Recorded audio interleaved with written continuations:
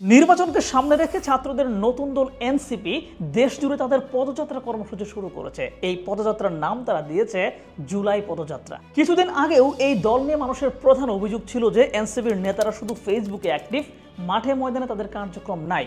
এবার মাঠে ময়দানে অ্যাক্টিভ হতে শুরু করেছে এনসিপির নেতারা। দেশের উত্তর প্রান্ত থেকে শুরু করে জেলায় জেলায় ভ্রমণ করতে শুরু করেছেন তারা, এবং যতটুকু আমরা ফেসবুক এবং মিডিয়া মারফত দেখছি তাতে মনে হচ্ছে এই পদযাত্রা অভূতপূর্ব সাড়া জাগিয়েছে। প্রশ্ন হচ্ছে, এনসিপির এই জুলাই পদযাত্রা কি সফল হবে? প্রথম কথা হচ্ছে, একটা রাজনৈতিক দল তার জনসংযোগ বৃদ্ধি করতে নানা রকম কর্মসূচি হাতে নেয়। জনমানুষের সাথে মিশে যেতে তারা নানামুখী কার্যক্রমে অংশ নেয়। এই কাজগুলোর মধ্যে পদযাত্রা একটা বহু পুরনো কার্যক্রম। এই পদযাত্রা অনেক সময় নির্দিষ্ট কোনো দাবি আদায়ের জন্য আয়োজন করা হয় বা কখনো কোনো কাজের প্রতিবাদেও হয়ে থাকে। আমাদের মৌলানা আব্দুল হামিদ খান ভাসানী বৃদ্ধ বয়সে এসেও কিন্তু ফারাক্কা বাঁধের প্রতিবাদে লং মার্চ বা পদযাত্রায় অংশ নিয়েছিলেন। 2013 সালে হেফাজতে ইসলাম মহানবী হযরত মুহাম্মদ সাল্লাল্লাহু আলাইহি ওয়াসাল্লাম এবং ইসলাম ধর্ম অবমাননার প্রতিবাদে শাপলা চত্বর অভিমুখে পদযাত্রা কর্মসূচি দিয়েছিল। এর বাইরে বিএনপি গত 17 বছরের শেখ হাসিনা আমলে কিন্তু একাধিকবার ঢাকামুখী পদযাত্রা করেছিল। তো বিশ্বব্যাপী পদযাত্রাগুলো মূলত দুই ধরনের বা দুই উদ্দেশ্যে হয়। প্রথমত, রাজনৈতিক দলের জনসম্পৃক্ততা বৃদ্ধি করা বা নির্বাচনের আগে নিজেদের জনপ্রিয়তা বৃদ্ধি করা। দ্বিতীয়ত, সরকারের কোনো সিদ্ধান্তের প্রতিবাদ করা। তো নতুন দল এনসিপি মূলত যেই পদযাত্রাটা করছে, এইটার মূল উদ্দেশ্য হচ্ছে নতুন দলের জনসম্পৃক্ততা বাড়ানো, জেলা পর্যায়ের মানুষের সাথে পরিচিত হওয়া, সর্বোপরি জুলাইয়ের স্পিরিট নিয়ে আগামী নির্বাচনে যাতে ভালো ফলাফল করা যায় সেই চেষ্টা করা। কিন্তু অনেকে এমন ভাবছেন যে বৃহৎ দল বিএনপির তৃণমূল পর্যায়ে যে পরিমাণ অ্যাক্টিভ কর্মী বাহিনী আছে তাদেরকে পাড়ি দিয়ে জুলাই পদযাত্রা আসলে খুব একটা ভালো ফলাফল হয়তো আনতে পারবে না। তো আপনার কাছে কি ব্যাপারটা এমনই মনে হয়? তো চলুন আমরা কয়েকটা উদাহরণ দেখব যে বিশ্বব্যাপী এই পদযাত্রাগুলো কোন সময় কি ধরনের সফলতা পেয়েছিল বা কোথায় কোথায় ব্যর্থ হয়েছিল। প্রথমত, সাম্প্রতিক সময়ের সবচেয়ে সফল পদযাত্রা কর্মসূচিটা নিয়েছিল ভারতের জাতীয় কংগ্রেস। কংগ্রেস ভারতের বহু পুরনো রাজনৈতিক দল হলেও 2010 সালের পর থেকে এই দল ব্যাপকভাবে নেতৃত্ব সংকটে পড়ে যায়। রাহুল গান্ধী দলের দায়িত্ব নিলেও তিনি প্রথম দিকে আসলে বুঝে উঠতে পারেননি যে কিভাবে কি করতে হবে, তাই দলের জনপ্রিয়তা কমতে কমতে একদম তলানিতে গিয়ে ঠেকেছিল। 2019 সালের লোকসভা নির্বাচনে কংগ্রেস মাত্র 52টি আসন লাভ করে বিরোধী দল হওয়ার যোগ্যতা প্রায় হারিয়ে যেতে বসেছিল।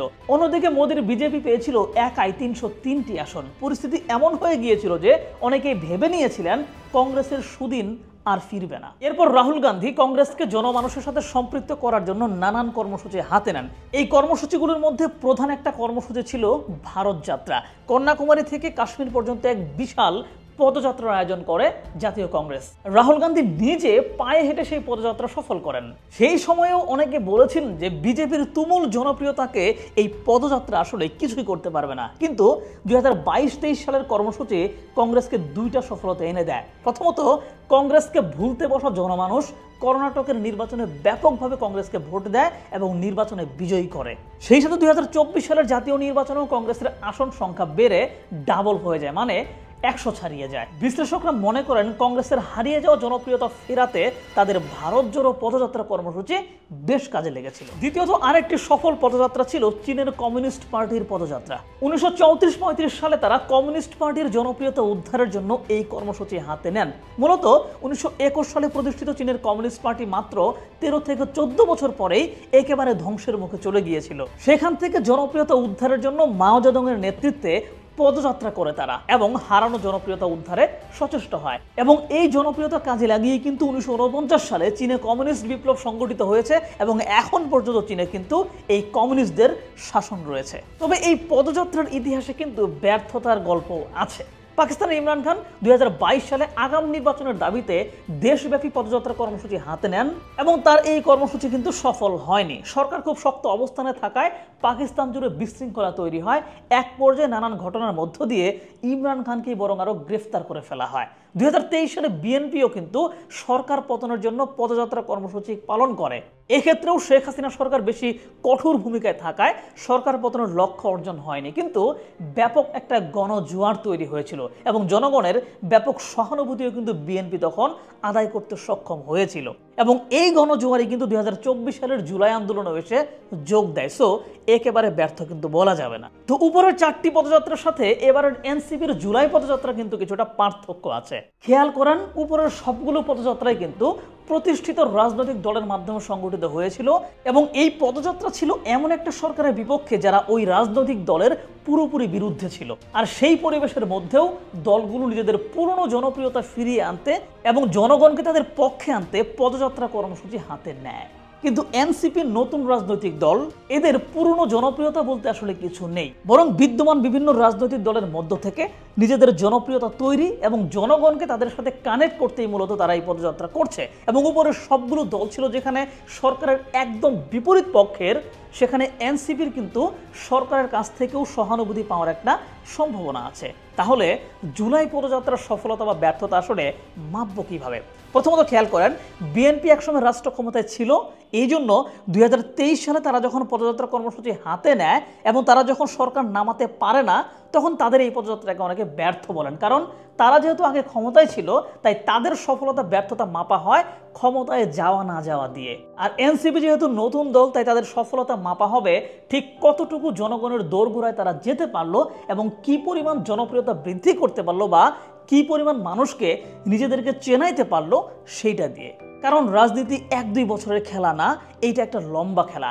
আজকের এই পদযাত্রা হয়তোবা 5 বছর পরে গিয়ে এনসিপিতে একটা ভালো ফলাফল এনে দিবে। আর সামনের নির্বাচনে যদি এনসিপি কিছু সংখ্যক আসন পায় এবং দেশব্যাপী তারা যদি আলোচনায় আসতে পারে, তবেই বলবো যে এনসিপির পদযাত্রা আসলে সফল। তবে এই পদযাত্রা কিন্তু আবার ভিন্ন কিছু ঘটাতে পারে। একটু খেয়াল করেন, ভালো করে ব্যাপারটা বুঝতে পারবেন। যেমন বাংলাদেশের মানুষ সবসময় কিন্তু নীতি আদর্শ দেখে মানুষকে ভোট দেয় না, কোন নেতার হ্যাডম কেমন, কোন নেতা মাঠ কন্ট্রোল করতে পারবে, এসব ভেবেও তারা ভোট দেয়। ছাত্রদের দল নিয়ে মানুষের মধ্যে একটা কনফিউশন ছিল, এরা মাঠ পর্যায়ে বিএনপিকে টেক্কা দিতে পারবে কিনা, সেই পরিমাণ জনবল এবং হ্যাডম এদের আছে কিনা সেটা নিয়ে, কিংবা সেই পরিমাণ টাকা পয়সা আছে কিনা যা দিয়ে অনায়াসেই নির্বাচনের ঝামেলা সামাল দিতে পারবে। এবং এই চিন্তার জায়গা থেকে গ্রাম অঞ্চলের মানুষ এনসিপিকে নিয়ে সন্দেহের মধ্যে ছিল, মন চাওয়া সত্ত্বেও তারা দ্বিধার মধ্যে ছিল।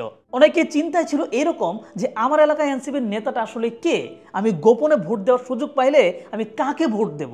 আর এলাকা ভিত্তিক মানুষের এই সমস্ত কনফিউশন দূর হওয়ার সম্ভাবনা আছে এই পদযাত্রার মধ্য দিয়ে।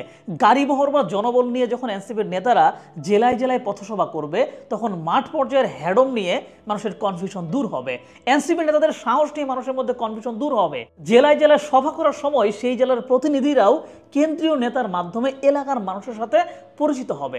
এতে করে মানুষজন তার এলাকার নেতাকে খুঁজে পাবে। ইতিমধ্যে কিন্তু এই ঘটনাগুলো ঘটতে শুরু করেছে।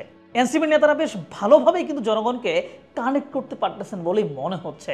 এরপর আবার ধরেন, এত বড় পদযাত্রা পরিচালনা করতে পারায় মানুষের আর্থিক বিষয় নিয়ে এবং সাংগঠনিক ক্ষমতা নিয়ে যে সমস্ত কনফিউশন ছিল সেগুলো কিন্তু দূর হয়ে যাবে। এর ফলে সামনের নির্বাচনে এনসিপির ভোট বেড়ে যেতে পারে। প্রশ্ন করতে পারেন যে এইটুকু কাজের জন্যই কেন মানুষ তাদেরকে ভোট দেওয়ার সিদ্ধান্ত নেবে? বিএনপি তো আগে থেকেই মানুষের সাথে কানেক্টেড আছে। হ্যাঁ, সত্য কথা। তবে দেশব্যাপী বিএনপি কানেক্টেড থাকলেও বিএনপির সাংগঠনিক দুর্বলতা এবং দলের নেতাকর্মীদের বিশৃঙ্খলার কথা কিন্তু মানুষ জানে। নানান জায়গায় বিএনপির নেতাদের বিরুদ্ধে চাঁদাবাজি এবং অন্যায়ের অভিযোগগুলোও কিন্তু মানুষের কানে এসেছে। কিন্তু অনেক কিছু জেনেও মানুষ বিএনপিকেই ভোট দেবে, কারণ তাদের সামনে কোনো বিকল্প নাই। আর পদযাত্রার মাধ্যমে যদি সেই বিকল্প হিসেবে এনসিপিও যে আছে এইটা মানুষের সামনে তুলে ধরা যায়, তবে এখানে মানুষের চিন্তার পরিবর্তন হতেই পারে। অস্বাভাবিক কিছু না, কারণ দেশের একটা বিশাল সংখ্যক ভোটার কিন্তু তরুণ এবং তারা তাদের নিজেদের ভোট এবং তাদের পরিবারের ভোটকে কিন্তু প্রভাবিত করতে পারে।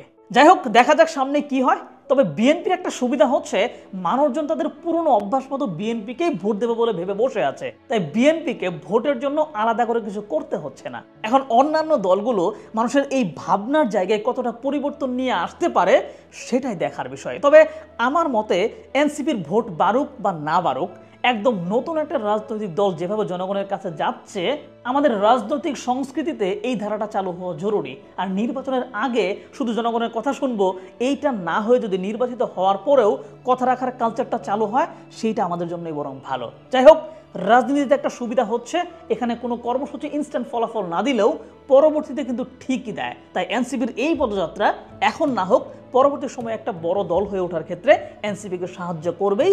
দেরিতে হলেও তাদের এই কর্মসূচি অবশ্যই চমৎকার এবং সময় উপযোগী।